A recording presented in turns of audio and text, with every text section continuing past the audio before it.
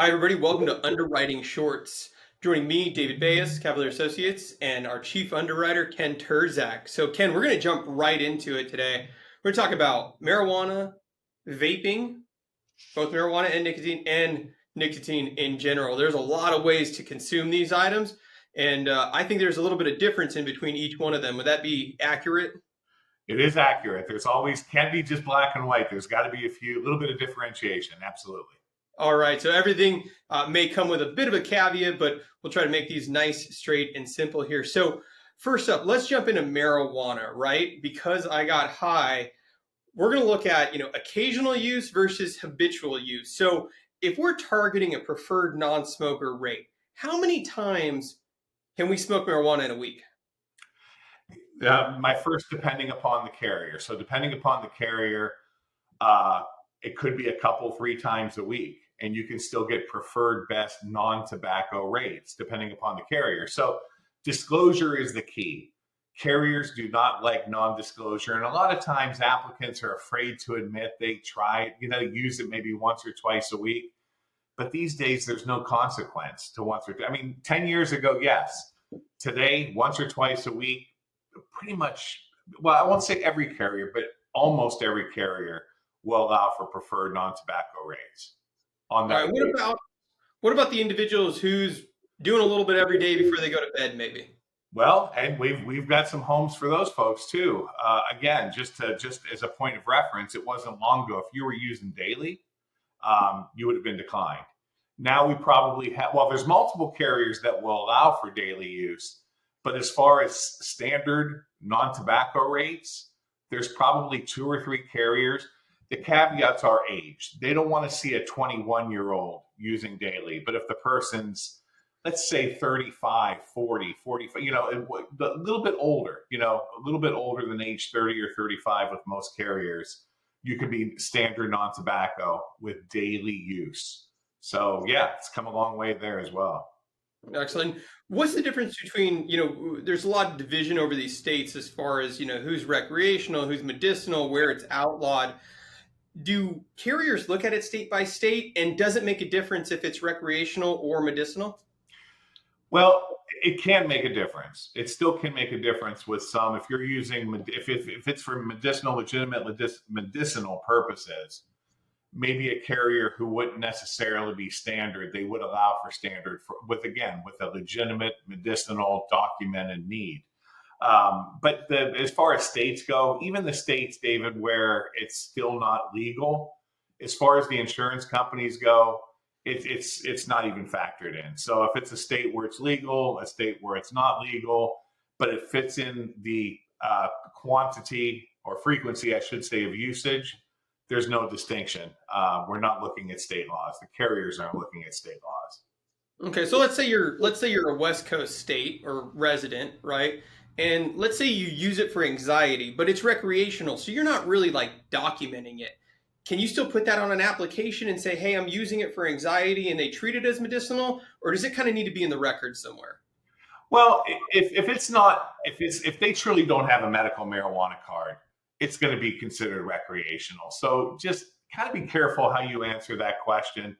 When we're talking medicinal use of marijuana, it's going to be accompanied by a documentation, which is the medical marijuana card. So make sure you make that distinction when you go in. If it's truly medicinal, the car it's going to be in the APS if there is an APS in fact required. A lot of times the APS won't be required. But if it's recreational, meaning there's no medicinal, no documented or prescribed medicinal use, then it's recreational. Okay.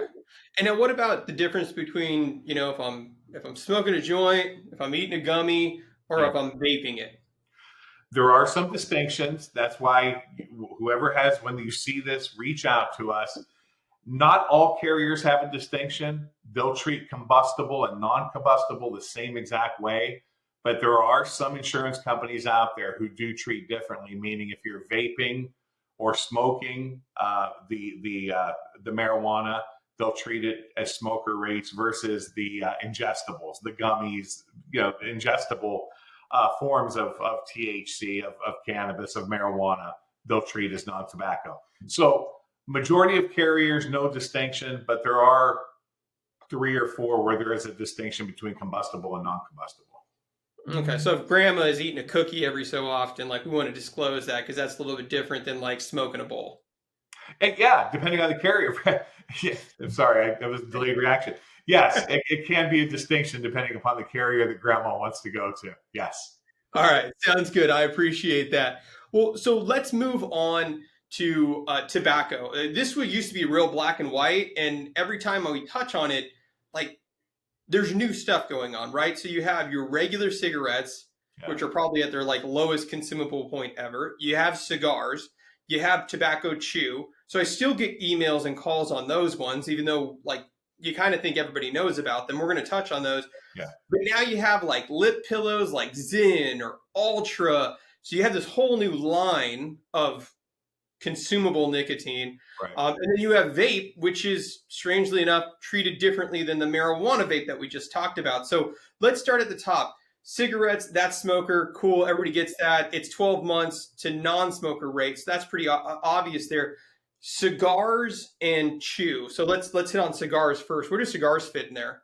So cigars, if I may, just to lump them all in, cigars, chewing tobacco, snuff, pipe, whatever other forms other than cigarettes that you can think of non-tobacco with John Hancock, Lincoln Financial, and Prudential. Those are still the 3 go-to carriers for essentially all nicotine / tobacco use, minus cigarettes and minus vaping.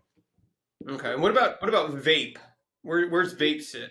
Well, vape, it wasn't too long ago where vape was actually considered non-tobacco. Then, if you recall, it got a lot of bad press. Really, vaping almost across the board is tobacco rates. There's one exception. It's kind of a tough exception because you really have to meet a lot of criteria. But the one exception is with Securian. And that's subject to no tobacco use, no cigarette use, no combustible tobacco use in the past 10 years. So that's one major factor. The other one is, and again, David, we can give everybody the detail that they need on this. It has to be done. The exam has to be done by a certain paramedic who knows to do a certain test on the labs to verify the level of nicotine in there. So it's a long way of saying, generally speaking, vaping is tobacco rates with one potential outlet subject to several caveats. And that's also going to depend though, because with vaping, you can adjust the nicotine Right. that you're actually taking in. So yeah, that's actually a really interesting one.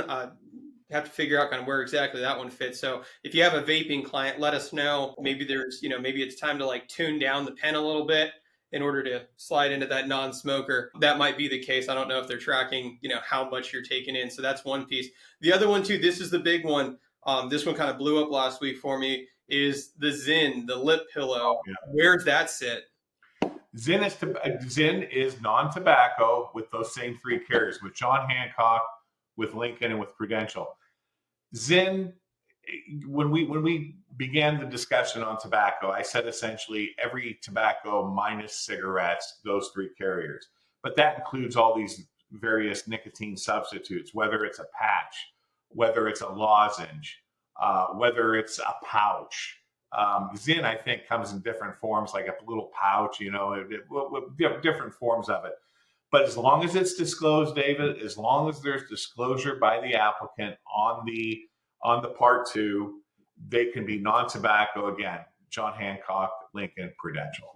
Gotcha. And if you have somebody that's going to quit smoking, John Hancock, they still have their quit smoking incentive program. Is that right? They do. They do have that in place still. And again, we can give all the details on that as well, on how that program works. Absolutely. They do. Yeah. So if you have a client and they're quitting smoking, they're thinking about quitting smoking, Hancock, albeit they issue a smoker policy, they will actually give you non-smoker rates for the first 3 years. As long as you do a negative urinalysis, sign an amendment within those first 3 years, right. You are going to be, have a policy reissued at standard non-smoker rates. So Ken, look, I really appreciate your time. That's less than 10 minutes total here today. So we covered everything. And stay tuned next week. We'll be coming out with a whole new little short underwriting session. So Ken, thank you again. Thank you, David. Thank you, everyone.